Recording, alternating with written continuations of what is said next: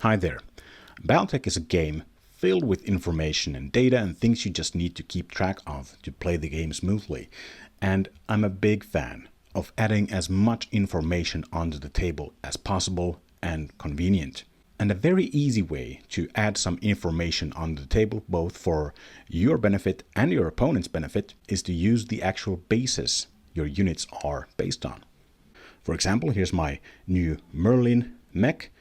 I like to paint the edges of my hex bases brown to sort of match the brown and green aesthetic of my bases, but the front side hex I like to paint a bone white.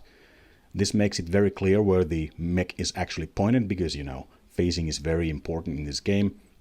It affects things like line of sight and where damage comes from and all sorts of things. So I think it's very important to be very clear about where your units are actually facing.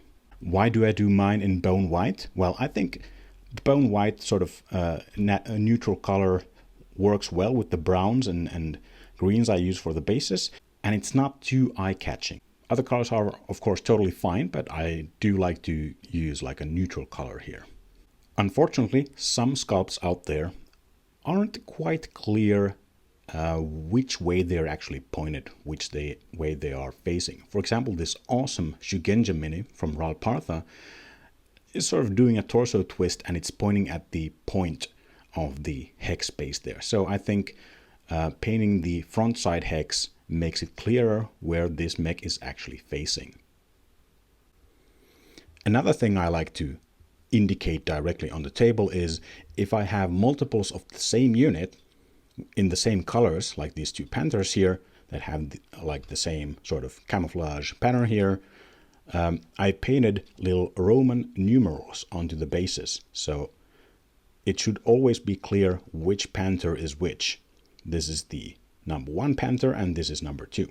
Very simple way to show which mech we are talking about.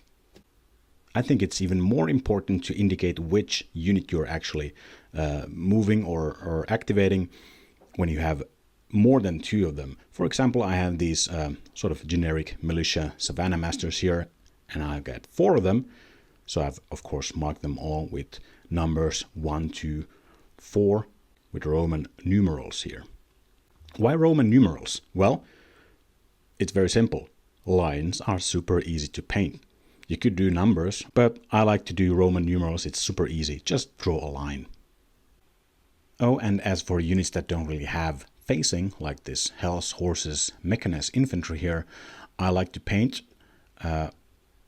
the front side hexes to 3 different sides to indicate that they don't have facing, really, and to sort of fit in with all of the other units that do have the bone white front side hex. And also I do paint the number of the unit on several hex sides here. I also wanted to show what people in my scene here in Finland like to do with their bases. I have a couple of examples of just using a red color to indicate the front side hex. I think it looks good. It's very eye-catchy. You certainly know where this unit is pointed at. And if painting the entire hex side is a little bit too much for you, you could always go with like a stripe or a block here.